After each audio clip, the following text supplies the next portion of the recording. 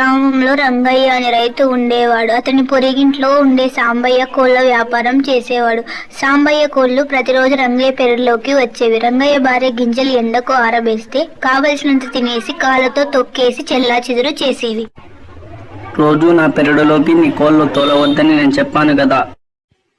అవి మనలాగా మనుషులా ఏమిటి? చెప్పిన మాట వినడానికి? మూగ ప్రాణులయ్యా, ఎటు పడితే అటు వెళ్తుంటాయి. మనమే జాగ్రత్తగా ఉండాలి. సాంబయ్య నిర్లక్ష్యంగా జవాబిచ్చాడు. కొన్ని రోజులు ఇలాగే గడిచాయి. ఒకరోజు సాంబయ్య పొరుగురు సంతకు వెళ్ళి తిరిగి వస్తున్నాడు. ఇంట్లోకి వెళ్తూ తన కోళ్ల కోసం రంగయ్య ఇంటి పెరట్లోకి చూశాడు. అక్కడ కనిపించిన దృశ్యం చూసి ఆశ్చర్యపోయాడు. రంగయ్య నేల మీద అక్కడెక్కడ పడి ఉన్న గుడ్లను ఏరుకుంటూ, రంగయ్య, నీ దగ్గర కోళ్లు లేవుగా, మరి గుడ్లు ఎక్కడివి నీకు? ఇందాక నీ కోళ్లు ఇక్కడికి వచ్చి వెళ్ళాయి. బహుశా అవే పెట్టింటాయి. ఇక ఈ రోజు నుండి నా కోళ్లను రంగయ్య పెరలో పంపించను. దానికి ఆ గుడ్లు సాంబయ్య కోళ్లు పెట్టినవి కావు. రంగయ్య కోళ్ల పిల్లలు తప్పించుకోవడానికి అలా ఉపాయం ఆడాడు.